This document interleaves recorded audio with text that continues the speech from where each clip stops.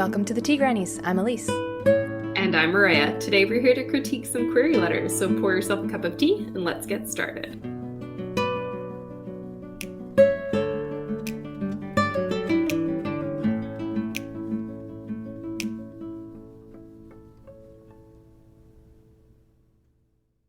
Because you're interested in small town settings and books that challenge gender norms, I believe the Stradivarius may be a fit for your list.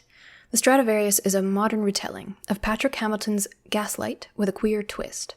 It sits at 75,000 words and would find its place on the shelf between Silvia Moreno Garcia's Mexican Gothic and Catriona Ward's The Last House on Needless Street. When a surprise inheritance and whirlwind romance offer May a chance to escape her repressive aunt, she's all too eager to elope and start life anew in her childhood home. But when she and her new husband, Carter, arrive, the towering Victorian sits in disrepair, and May learns that her father's decade-old unsolved murder is still a source of rumor and speculation in town. Leading the charge to unravel the mystery surrounding his death is Ollie, a vibrant genderqueer and an outsider in their hometown, Landrum. Sure that solving the cold case will land them a coveted job in the police department, Ollie gains access to the Victorian by agreeing to do maintenance work on the property. Suspicious of Carter from the start, Ollie is intent on proving he's connected with the infamous crime. Inside the old Victorian, May encounters strange happenings. The wallpaper morphs and swirls, soft voices taunt her from empty rooms, and distinct melodies of the priceless Stradivarius violin, stolen the night of her father's murder, echo through the house. May doesn't know whether the house is haunted by her father's spirit, she is losing her grip on reality, or something more sinister is at play. But if she and Ollie can't work together to uncovering the Victorian's secrets, she'll lose her freedom for good. I hold a bachelor's degree in English with a minor in creative writing from Florida Gulf Coast University and a master's degree in social work from Florida State University. 2 of my short stories will appear in anthologies this year. I was the editor for A Totally Unorthodox Daily Planner by Tiffany Tate and Lilian Rodriguez, and I co-authored a column by Psychiatric Services. When I'm not writing, I work as a consultant in the behavioral health field and live in Florida with my wife, son, and animal family. So I thought this was a really wonderfully polished and well-written query. We get everything we need to know in the first paragraph. We get comp titles, we get word count, and we get to learn that it's also a retelling. I think that's important to throw in your query letter if you are doing a retelling. I really love the wording that was used in the second paragraph describing the story, especially that first sentence. When a surprise inheritance and a whirlwind romance offer May a chance to escape her repressive aunt, she's all too eager to elope and start life anew in her childhood home. That is a really a concise but very well written sentence. Yes. That gives us a good intro. And I did notice it got a little more confusing the further we went, and I do think a couple sentences could be cut, which at least had some suggestions to make it a little shorter and a little bit more concise.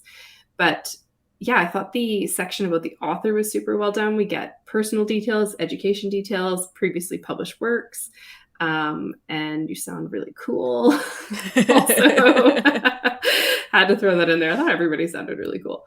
But yeah, I thought that first sentence there was a great hook. I did like the setup between Ollie and May. I think that that's going to be really fun, and I like it a lot. I was not super sold on the bits about Carter. I'm not sure that it was necessary. It would make the letter too long, and he doesn't seem to play a big enough part, or he will play a big part and you want it to be a surprise. So not sure that he needs to be in the query letter. And the last sentence before the author bio gets a bit too long and wordy, and I think that we could delete that section about the house being haunted and keep it to her, losing her grip on reality or something more sinister is at play, because it's a little bit more vague. Like, you want to be specific in a query for sure, but I think that here we're getting a few too many options, and I think it kind of loses I lose interest a little bit. I'm like, well, it's not going to be haunted, so it has to be the other two. Maybe it'll be haunted, but I want to be surprised. Surprise me a little bit. But yeah, and I love the bio again. I thought it was really great. Yeah, and I also love that you said wife, son, and animal family. I appreciate that because I always throw my animals in my bio too. My 2 horses and my 3 dogs, and I'm clearly a crazy animal person. But yeah, I really like this one. I would 100% read this. Yes, I would as well. And that may be just because I'm a sucker for haunted house stories. So I'm really hoping that things are haunted. Yeah, in light of that, the first paragraph worked super well for me. I especially love the Mexican Gothic reference. And I recently took a class on Gothic fiction. So this query is like very well personalized for me specifically. And yeah, the premise of this is really fun. The characters sound really interesting. Similarly, I didn't feel like Carter was necessary. Any mention of him, like whenever he was mentioned, I started to get confused about who was who and what the relationships were because there were just too many moving pieces. And I think some simplification of this particular query letter would be helpful because I got lost a little bit at a couple times. So I'd consider removing the bit where we learn that Ollie suspects Carter of being connected to the murder because that feels like a twist that we should learn in book and shouldn't be revealed too far up front. And that was also the point where I started to get the most confused in the mix. And then any details about the haunted happenings of the house was probably my favorite part, but that's, again, a subjective thing if you like house hauntings. And that's the part that I crave when I'm going into a Gothic novel. So I love that it was included. I also had a few suggestions to tighten that up because the information I think we got information overload. That's maybe the confusing aspect of it. And I didn't fully pick up on this until I tried reading it out loud for the recording, but it started to go on for too long. So I would definitely consider trimming where you can to tighten this up and just keep to the main plot and the main details as much as possible because I think we got a bit too much. So I had suggestions for that, for flow and readability. But overall, I love the information that we got. And then again, author bio, as Maria was saying, tied it off super, super nicely.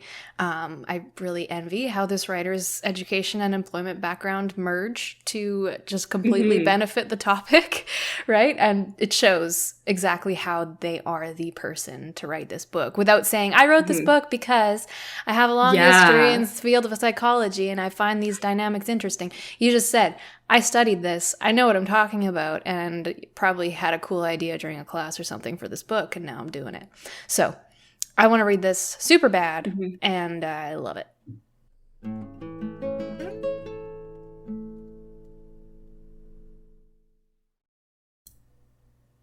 Dear Tea Grannies, I am writing because you love stories with badass female characters and magic.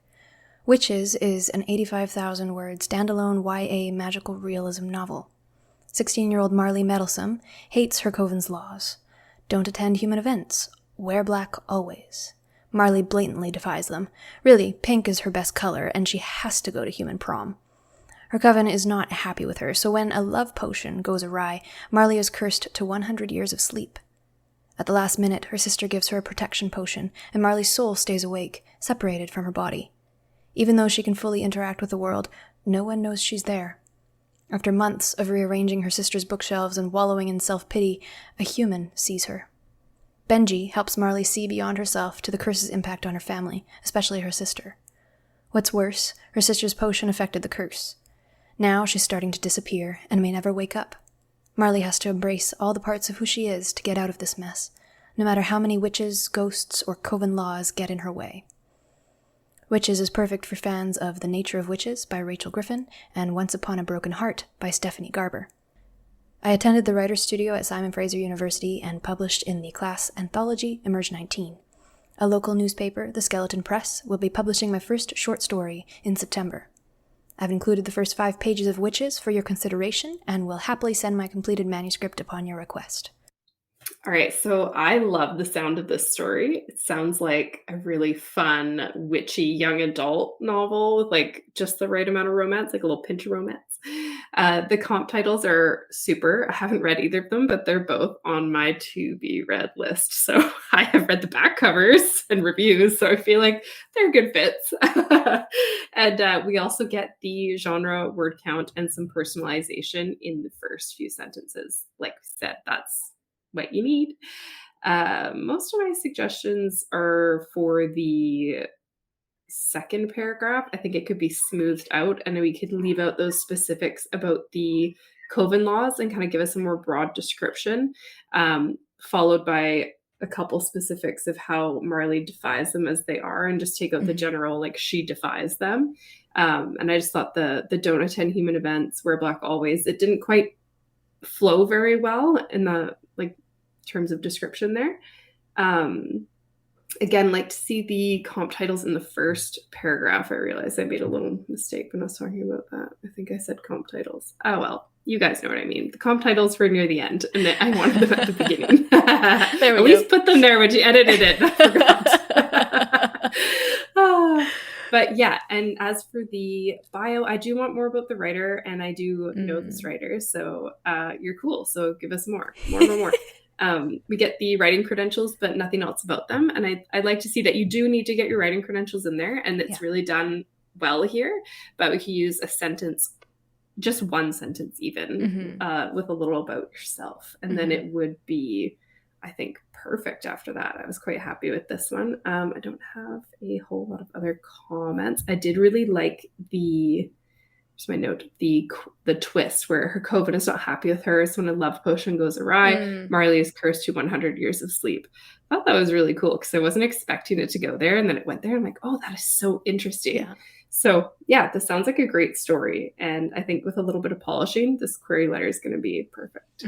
Yeah, big points to this writer for personalizing the query for the Tea Granny specifically. Yes. I don't know if any of our other submissions did that, so I enjoyed that little tidbit. You got the personalization piece down, you're golden, you're good to go, and then this story is basically perfect for us. So, points there too, even though we're not grading you on that. We're not grading you on anything. I'm not trying to be mean. Don't feel anxious because I'm not going to send you a report card. Just some feedback that you can take or leave as you see fit.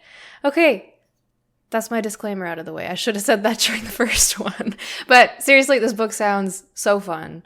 I just finished reading Kingdom of the Wicked, so I'm loving witch stories right now, and this was great.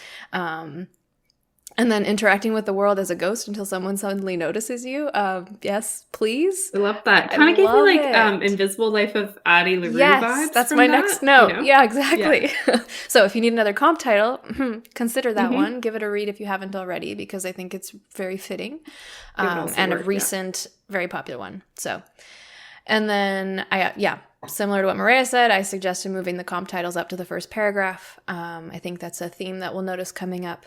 It helps with the overall flow so that the sections of this particular letter fit better and transition better together, so that it's less choppy and you have less sections for the agent to bounce between as they're reading. And I think the biggest piece and why we both wanted it at the top was that context is really helpful.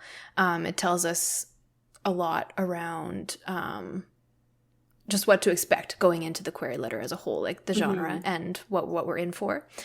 And then the context that I felt was missing from this was a little bit more around how Marley defies Coven laws. Like, what's she in for? What are they mad at her about? Because I felt that was too vague. And then, which this is basically the same thing, why the Coven is unhappy with her. So that goes hand in hand. And one or two examples of these things should be enough to give us some idea of what we're getting into, but I felt a little bit lost on that. And then, one sentence, maybe two sentences more in the bio section to help liven up that part and just show us your quirks, tell us who you are. I also know this writer and think she's really awesome, so one or two quick hobbies or details about the work that you do or something, like, especially if you work in some kind of writing, editing, or marketing field, that is going to look really good to someone in publishing, because it shows that, like, even if you're not working and writing fiction in your day job, if you're writing for business or marketing something for business, you already have a little bit more knowledge than the average person. So never underestimate the skills that you bring, even if they're not technically adjacent to the fantasy world that you're creating or whatever. Yeah. And don't feel like you're not bragging about yourself. Right. Stating facts. I think we're all, everyone's so modest. Like, oh, I mean, I kind of dabble in writing. And meanwhile, they're like writing like the next bestseller. And you're like, oh, come on. Like, be honest with yourself. Yeah, it's not for humility and modesty. Yeah, I think that's a really important point that you actually just touched on. It's not bragging about yourself, you're marketing yourself. And those are two very different things. They sound similar, but they're two very different things, and you approach them differently. Because even when you're marketing yourself, you don't want to do it in such of like, look at me, I'm so cool, and you're going to love me by the end of this, and here's exactly why in 3-point form. That's not going to get you anywhere. Things like whenever someone says to me, you have to meet so-and-so, you're going to love them. I'm like, you just guaranteed that I likely will not love them. Don't tell me what to do. Don't tell me. Everyone knows I hate being told what to do. I've talked about this on the show before. Don't tell me what to do. But it's so funny. I'm like, but if someone's like, oh, like they love reading fantasy and like they love dogs, I'm like, I think I'll love them. You know? Yeah. Like, show, don't tell. Show them why you'll love them, but don't just tell them that you're gonna love them. Don't just say it. Yeah, exactly. Very nice.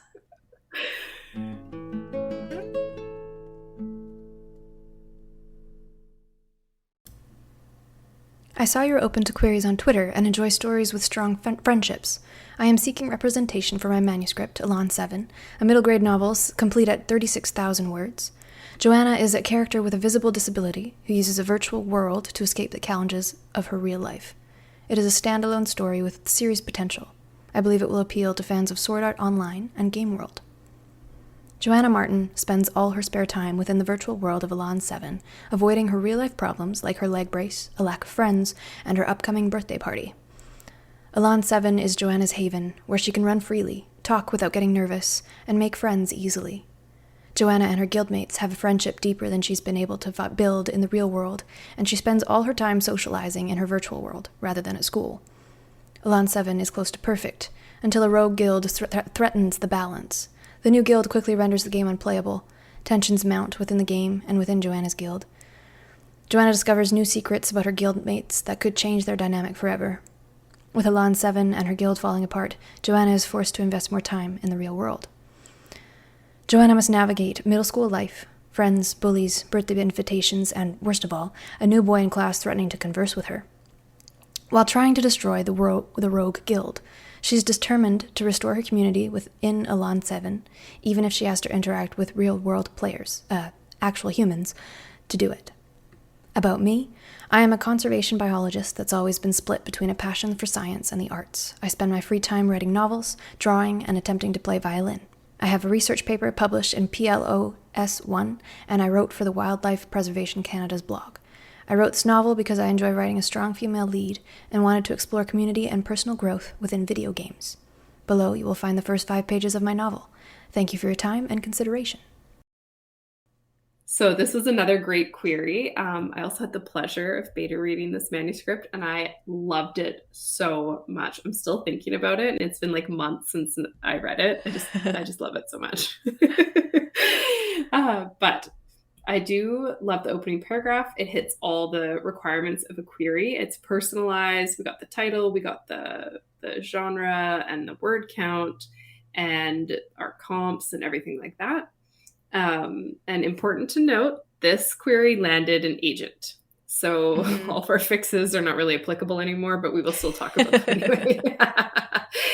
This writer received a revise and resubmit request, and you will get to hear us chat with her later on this season about that, which is going to be awesome. Very exciting. But yeah, as far as my notes for this, it would be, I thought it was too long. I would cut a few lines to make it just a little more concise. I think the paragraphs describing the new guild and Joanna's middle school life could be blended into one shorter paragraph, just to keep it a little bit shorter, a little bit more punchy. But the bio is just right, and also someone very cool. You know what I mean? I love these bios. I think it's just like, I want to be their friend. So yeah, that's pretty much all I've got for notes on that one. I mean, I'm still thinking about the story that way. The query nailed the story as well. Mm-hmm. So yeah, no wonder they landed an agent, right? Exactly. Yeah, but it did feel a little odd editing a query that's already done the work it was meant to do. I guess it's just, nothing's ever perfect, and we can always improve on things. So at a certain point, you just have to let it go and shoot it out into the world and see how it does. And this one did great. And you could still find things that you want to fix ages later, but in the end, you shot your shot, and congratulations. So yeah, huge congrats to this author for, stepping into that next stage of their publishing journey, and we're really excited for her and grateful that we get to read this query and share it with the world Yes. and talk about it together. So this one it's about the same length as some of the other queries we're looking at today, but the section describing what happens in the book is a bit longer than I think we're used to. So I made some suggestions for trimming, similar to what Maria said about the last 2 paragraphs about the guild and everything. I think that's where things could be tightened down to fewer paragraphs. I put in some transitional statements to make it 1 paragraph and just shorten it up a little bit. And I think when I was reading it out loud, that's also where I started stumbling the most and having the most trouble. And I think it was mostly around like when the writer used a pronoun and when they used the character's actual name, and that felt a little bit choppy to me. So keep an eye on that. But the query still sits under 400 words, which is downright impressive to a wordy idiot like myself. So, kudos for that. All of you are doing great. And then my last note is just that I love the representation in this story, the disability piece, the implication of social anxiety.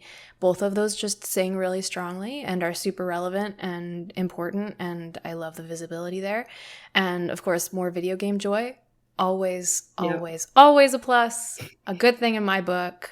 And I adore stories like Sword Art Online. So again, personalized comp titles. Wow, well done. Even though this query wasn't directed at me, the comp choice fits me perfectly.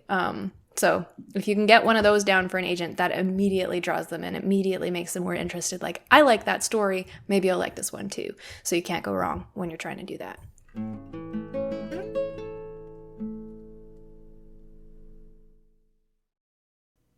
Dear Maria and Elise of the Tea Grannies, on a mountaineering expedition gone awry, Alex Wieland and his friends stumble upon something they never expected to find, a mysterious door hidden beneath a glacier. Driven by the excitement of discovery, Alex's friends are determined to return, but they are not the only ones who are interested in what the door might contain. When his friends go missing, Alex will have to brave the dangers of the mountain, evade the Historical Acquisitions Agency, and use all his wits and resourcefulness if he is going to unlock the secret of the door and find a way to bring his friends home. In The Door, 70,000 words, the author draws on her husband's extensive mountaineering experience to bring real-world mountaineering skills into a gripping adventure novel that maintains its momentum right until the final page. The author lives in Mackenzie, BC. She loves utilizing her degree in counseling to craft compelling characters with genuine growth and transformation. More of her work can be found at her website. Thank you for your consideration. So this sounds like an interesting story, and I can see how leading with the book description could work, given we get the rest of the information in the second paragraph about the title and the word count. But queries are business letters, and the agents will want to see those things first and foremost. My main suggestion then is to make the second paragraph the first paragraph and include the target age group as well, because when I was reading this, like just by the descriptions, I guessed it was supposed to be adult, but the way the query was written, I got the feeling it was maybe young adult. So I think it would be, it needs to be clear for the agent too. You don't want to query an agent. Maybe they rep both young adult, and you're only sending a query, no sample pages, and they're going to be like, well, which is it? So you want to make sure that you have that in there. I'd also like to see a hook, like a sentence at the beginning that's a little bit, a little bit more specifics. Like right in this one, the something they never expected to find. Like I would cut that. I would say, I would have rewritten it to say, on a mountaineering expedition gone awry, Alex Wieland and his friends stumble upon a mysterious door hidden beneath a glacier. Because this isn't like a back cover copy in the bookstore, right? It's a query. You want to get right to the meat of everything. So that's my other suggestion. And then for the bio paragraph, I would strongly suggest writing it in first person. You're sending an email to an agent asking to go into business with them, so you wouldn't want to write that in third person. Whereas, if you're writing on your website or something, you would, right? And I also think that we could have gotten more about the writer here. So we've got a little bit about the counseling and the more work can be found on their website and that kind of thing, but nothing else about them. So there's not quite enough there. So I think that would have, really tighten it up and make it a little bit more interesting and make it stand out a bit more. Yeah, I think you've hit all the main beats that I had to cover there, because this does it reads more like a back cover copy, with a bit of about the author rather than a query letter to an agent, and a pitch about the book. So a little bit of inside information is that I follow this writer on social media, so I know that the book is already indie published, and they're likely not looking for an agent for this piece. So that might be why. Although they might be, because that's something that some authors have tried to do, is to republish after going indie with a project that they've already, gone out and done.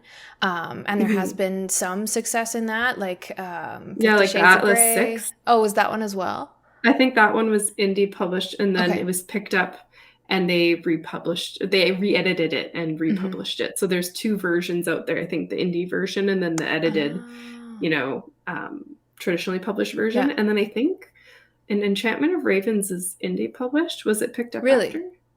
Yeah, I think I'd it have to look was. into that one. I didn't know that. I assumed it was trad So because it does happen. it has her it has the publishing information on the cover. So Yeah. well, yeah. So it does happen. It doesn't happen as often as you might think it does. So if you're banking on that, just be careful there. It can be tough. It can be really tough to get this done just because of copyright issues. When something's been published already, a publisher might be hesitant to touch it.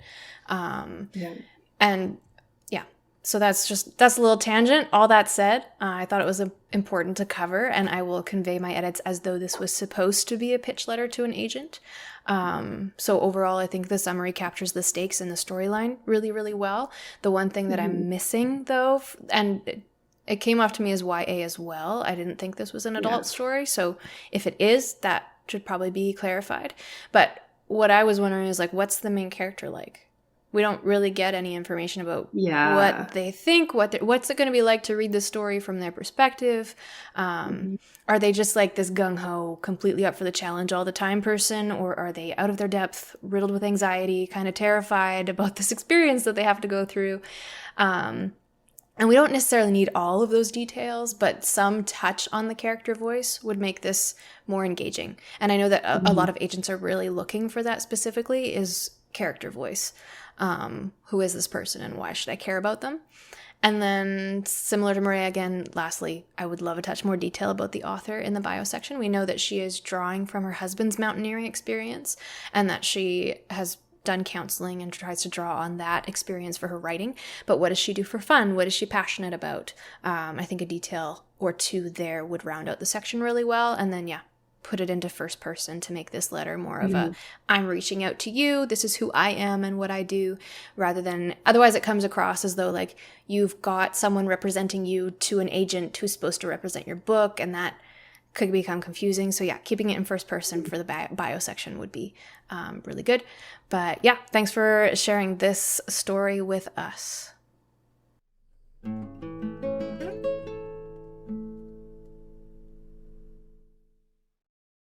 Dear Agent, 15 years after a failed government experiment sends the wealthy fleeing to a Martian colony, Connor loses hope he'll be rescued from abandoned Earth.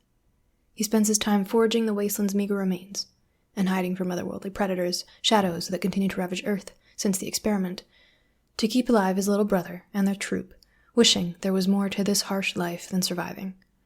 So when Connor learns about a piece of tech valuable enough to feed his troop for years, he risks his life to steal it. But Connor soon realizes others would kill to get their hands on it.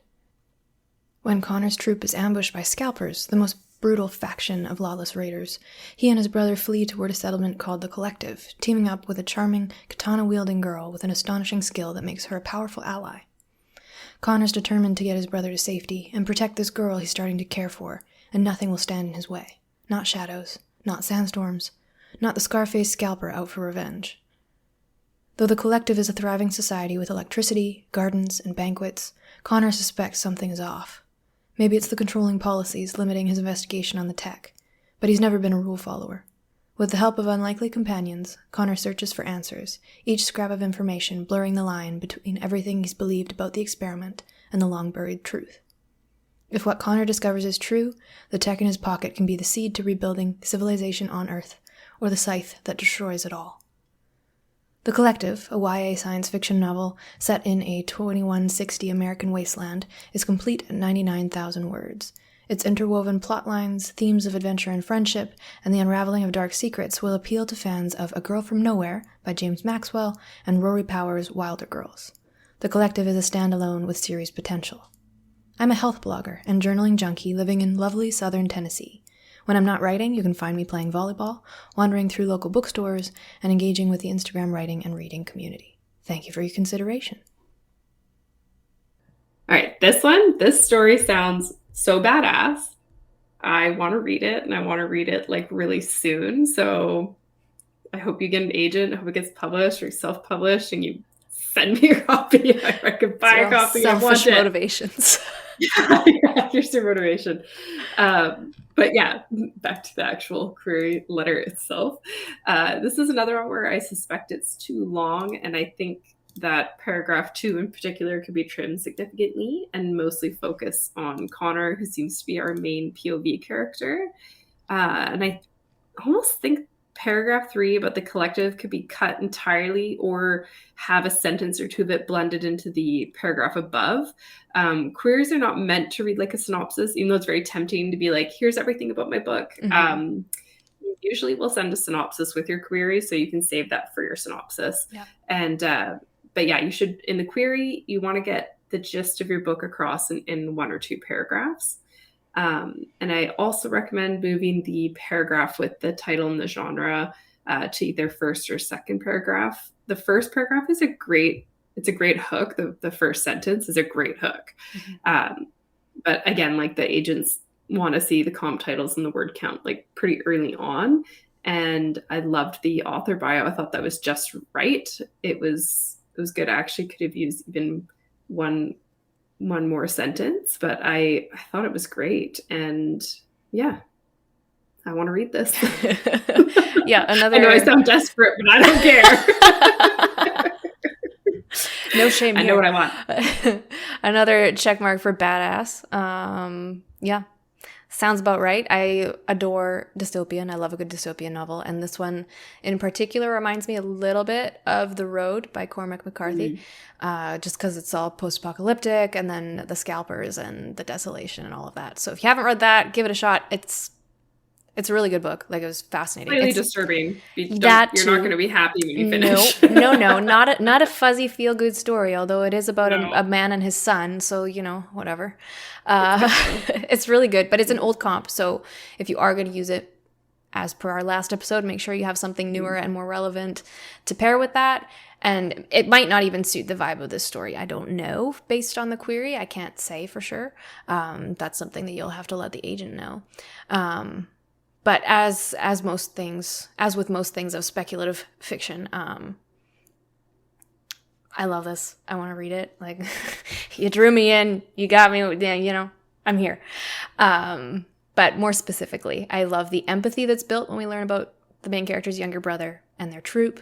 I am really intrigued to meet this katana-wielding character and thought that was very interesting. That being said, I didn't think it was necessary for the query. I think the beat about him wanting to protect her was a touch heavy-handed, because if she's whipping ass with a katana, does she really need protection? That was my first question, with not enough context. If I was whipping ass with one of those, I wouldn't need no man to protect me. Yeah, so not get out of the way. Yeah, pretty much. But only reading the story will tell me how that relationship dynamic goes, and I don't think I don't think it's crucial enough to the main plot and everything to include. And that particular beat just risks coming across as paternalistic, so be careful there. And then what else have I got? Also agree that this one was a touch too long. So the summary has at once too much detail and not enough details that really matter. And I have a few recommendations for how to tighten that up and polish it up, because the main story beat is there, and that's what we need to know. The main plot is there. We understand like where this is going for the most part, without having too many twists given away. But I would recommend removing story-specific words like shadows and the collective. These things don't tend to add value to the query, because we don't know enough about the world yet for them to make sense. And this goes for the agent who's reading it like they get the context of you telling them this is a YA dystopian, and that's all they know. So opening with something about the collective or the shadows is not going to make sense, and it tends to just eat up word count. So you can more quickly explain what it is that they're running from, and then the agent can learn those story specific words when they read your pages, and it's more beneficial to them that way. And then my main recommendation after that is to merge paragraphs 2 and 3 and cut some of the details. So I've made some suggestions for that. Some of the more literary lines that are descriptive in nature could come out to make room for some better context and details that were missing a little bit. And then finally, and most importantly, I would recommend reducing some of the vagueness of the details that we do get. So the main lines that I bumped on were that Connor soon realizes others would kill to get their hands on it, the girl with an astonishing skill, and the term valuable tech and unlikely companions. So we don't know who the others are who would kill to get it, this valuable tech, which we have no context for what kind of technology is it? What does it do? What does it provide? What kind of, how is it so beneficial that people would kill for it? We don't really know. So it's hard to understand that piece. It's a bit too vague. And then these unlikely companions, we don't have any context for who these people are, what kind of people they would be. So these kinds of sentences tend to fall flat instead of creating additional suspense and tension, because there's just not enough there. You can create suspense by withholding information, and that can sometimes be very effective. In this case, it's almost like you're withholding too much or not enough of the right things. So reducing the amount of information that we gain from the query as a whole, but then adding some more concrete details so that we know the stakes, so that we know why this tech is so important because we know maybe what it is, or we know why these companions are so unlikely because we know who they are. Something like that. So show us that instead of telling us outright without giving us quite enough. But we're in the show don't tell part of our episode. That's come up a couple times. Whoops. Not to sound like a broken record. But yeah, that fits for queries too. But then, the author bio sounds super cool. I want to be your friend. I won't play volleyball with you though, because that would end in disaster. But we can wander local bookstores together. Yeah. Well, I'd get a ball to the face is what would happen every time. Me too. I have no depth perception. I can't play Cannot coordinate hand and ball. Nope. But yeah, again, loved the tone of this. I love where it's going. I love the concept. Read The Road by Cormac McCarthy if you haven't already. And well done. Just needs a bit of tightening and it's going to be great.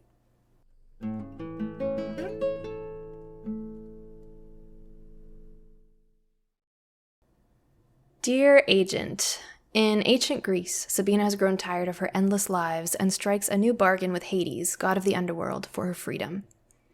I was lucky enough to have my first page read during Surrey Idol at the Surrey International Writers' Conference online in 2020, where you were a part of the panel. Your interest in this piece at that time encouraged me to query you.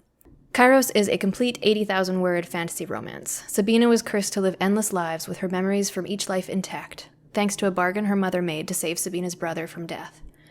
With Hades as their mouthpiece, the Fates offer Sabina a chance to drink from the river Lethe and leave her lives behind, so long as she can stop her reincarnated brother Sophos from wreaking havoc on all of Greece.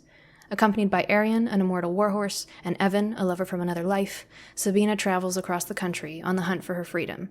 Her attraction to Hades threatens to interrupt her plans, but her eventual love for him leaves her questioning if being free from her reincarnations is what she wants. When they discover that a god is pulling the strings behind Sophos' conquests, the clash between immortals and humans will change Sabina and Hades forever.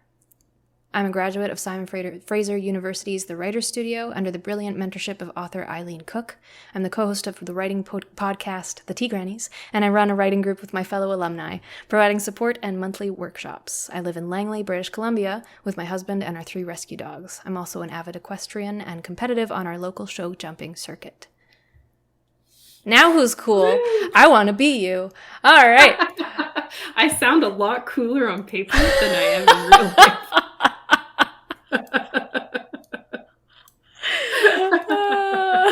Also, someone tell me a bit like, you're so nice, and my response, because I'm so awkward, I was like, well, you don't know me at all. I was like, Oh, you should have just said thank you. Yeah, And we'll figure out the, marketing yourself piece later where you make yourself sound good.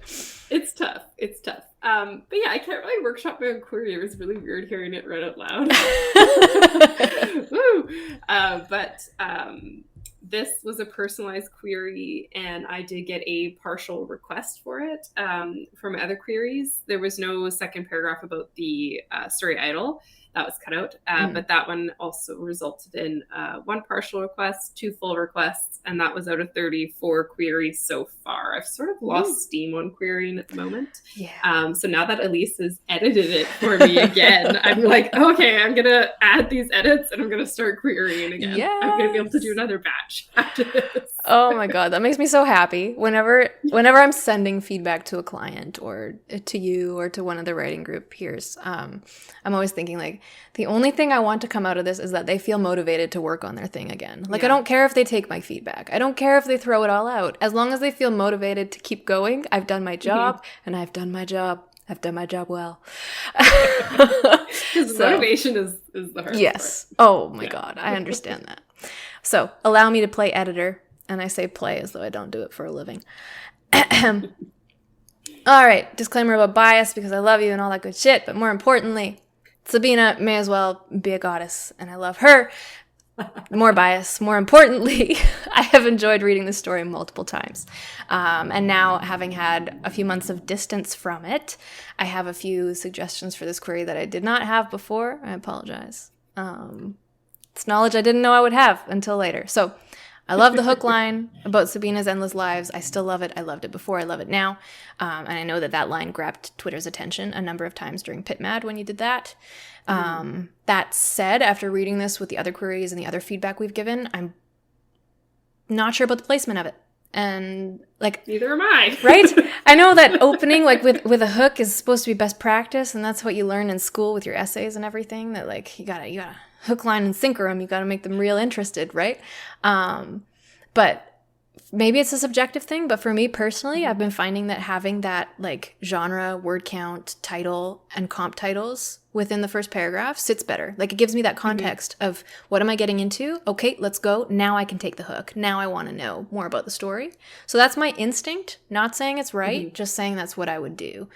I think it's ironic that I've spent this whole episode being like, you want your title and your word count first paragraph, and then we get to my query and I didn't do that. I mean, you still got partials, so it still works, true. Right?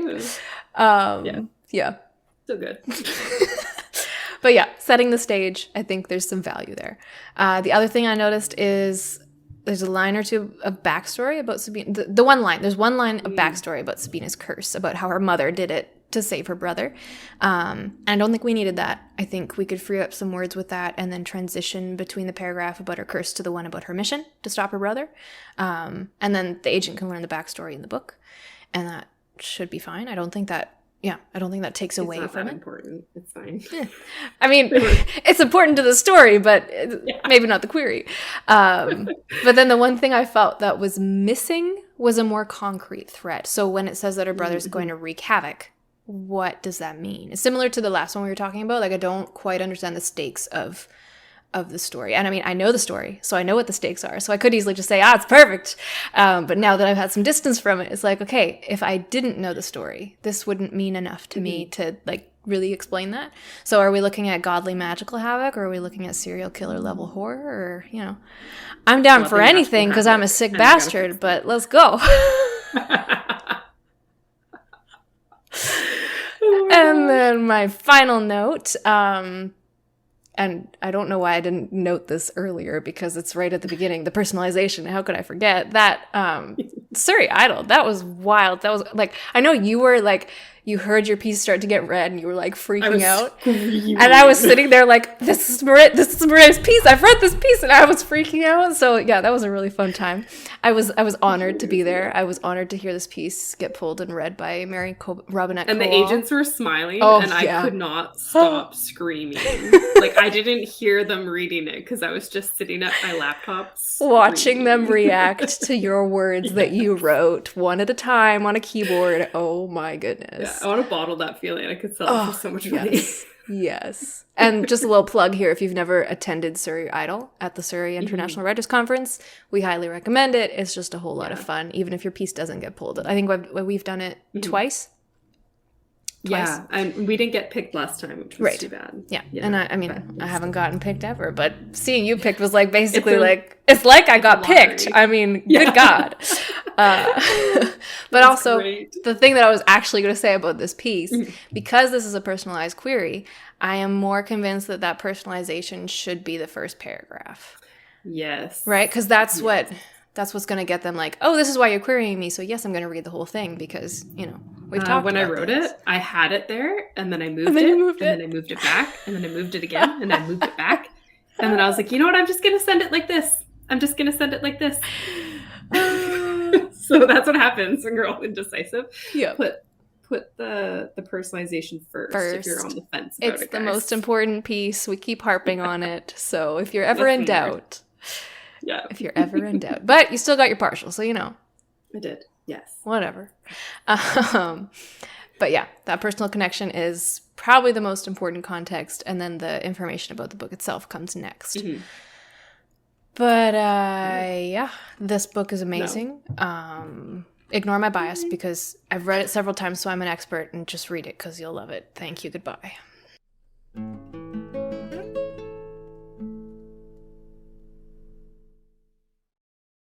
I am seeking representation for Poison Tongue, a 90,000-word young adult fantasy that brings Edge Dancer by Brandon Sanderson and Howl's Moving Castle by Diana Wynne Jones together in a blend of Lift's humor and Sophie Hatter's disposition. Some people are gifted with speech magic that makes food taste divine or convinces others to do what they want. Mia Lin is not one of those people.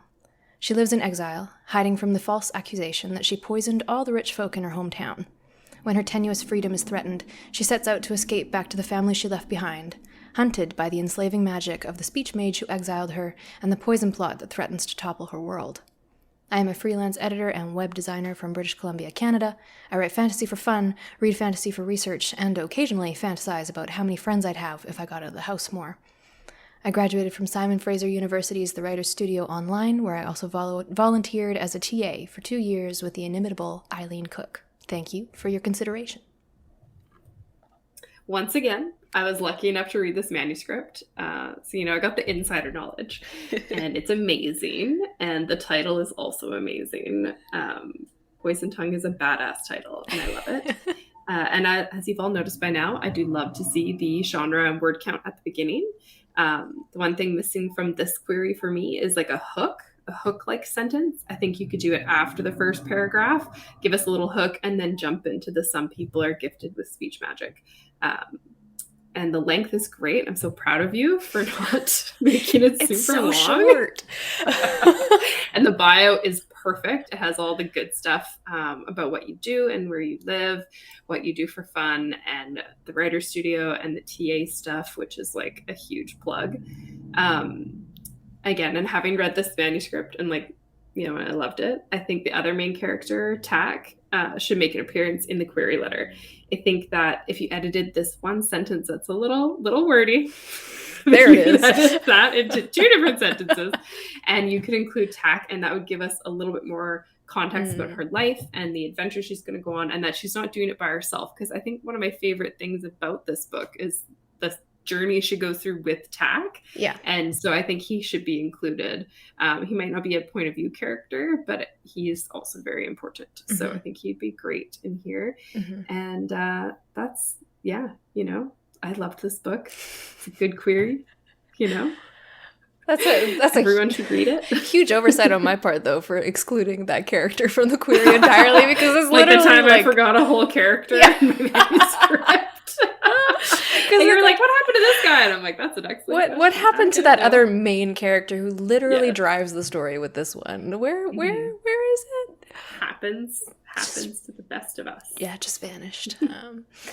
But yeah, I mean, I can't really critique my own query either, but I'm never satisfied. So I have plenty of notes for myself, which I won't go into too much detail about. But my main impression is that while I'm very proud of how short this is, it's too short.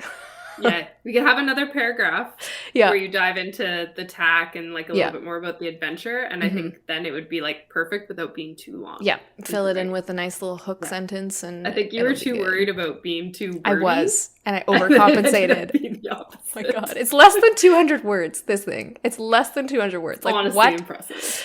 Insane. Impressive. But yeah, I don't provide nearly enough detail with it, and I don't give enough attention to the characters that are relevant. But that said, I did get at least one partial request, if not two. I can't remember very clearly. And I think I sent out about as many as you did for Kairos, like around 30. And every time I think about this book, I just remember how fun it was and how It's fun the the character is. best. And I'm, really, really happy with it. Well, But I if, say that about all your books. I think my favorite one is the one that you still haven't edited that I'm still waiting for eventually. Codenamed Bug Babies. That's the one I want to get my dirty little hands on. Dear Bug Babies. But this one was great too. And instead I started a draft for something else. So whoops. Yes, I'm about to do the same thing. So we just gotta sometimes just chase those vibes. We talk about this all the time. Yep. Chase the vibes. Chase them while they're there, because they won't be there forever. Exactly. But if I were to query Poison Tongue again, which I might, because I still really like the story, I would look for some way more relevant comp titles. I don't think the two that I picked were nearly good enough, looking back at this. And I think I could also add more of the main character's voice into this query, because she's supposed to be kind of like sarcastic, quirky, dry humor, and none of that comes through. So there's my failure of the big no-nos. Character voice. I was harping on that earlier. Yeah, because she does have a fairly strong voice in the draft itself, and that's what agents are looking for. So that, and I need to update my bio again, because none of that information is accurate.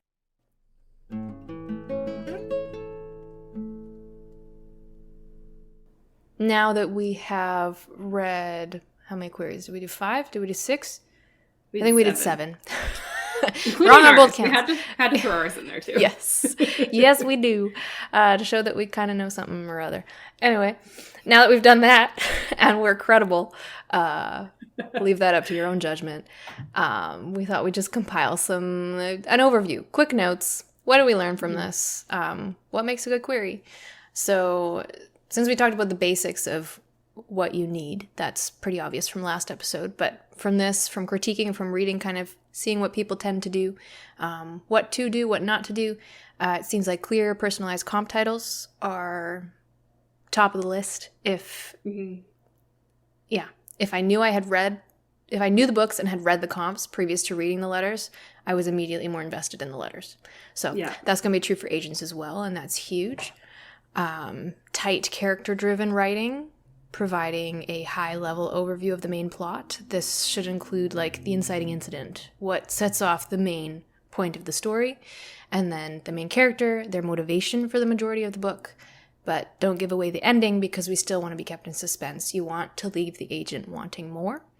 And then the last one that I was surprised by, honestly, was that we both liked seeing the genre, the word count, and the comp titles right at the start, like before the hook most of the time. And this may be a subjective thing. We're not 100% sure on it. It could depend on the agent. But we like the context that these things provide for the rest of the letters, so that we're not just dropped blindly into a character or world introduction that doesn't make sense. It helps, like, figure out where this belongs on the shelf, right? Yeah. Which is what agents want to see, because it's a business. Exactly. But even for us reading it, I was like, oh yeah, this sounds like something that I would definitely read. Like, even though, like I said, I hadn't read those 2 comps, but I read the title and the word count and the comps, and I went, hey, I have both of those books on my list. This sounds like it could be a fit for me. Yeah. The thing I noticed, mostly because Elise mentioned it. So read your query out loud and see if you stumble anywhere. Because that's where you need to smooth it out, or check on how long your sentences are. Are you a little too wordy? Should you simplify it? Like, I think we've given this advice on the show a lot. I know it's awkward to read your work out loud. I talk to myself a ton, so it's not really awkward for me. Constantly talk to myself. I'm glad the walls don't have ears, because people will be like, what a weirdo. So definitely something to do. And the character voice, we should get a feel for the character voice in the query. It is a business letter for sure, but you want the agent to want to read your story. So if it just sounds like a boring textbook type description, that's not going to be enough for them to want to see pages. And you don't want it to be too short. You don't want it to be too long. So around 500 words is the guideline. You can be a little under. Basically keep it to a page.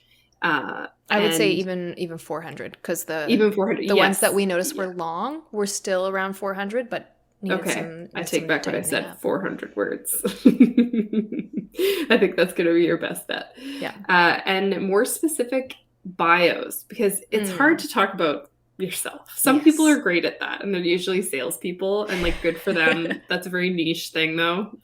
It's hard to talk about yourself. So you're not bragging about yourself, you're marketing yourself. So if you're having trouble writing something about yourself, like I know me and Elise did, and we definitely went back and forth. So spitball with a friend and see what they come up with for you. You'll probably be surprised. It's always more complimentary than you think. And like they'll usually pull up something, you're like, oh yeah, I did do that. I kind of forgot about that. Oh yeah, I am cool.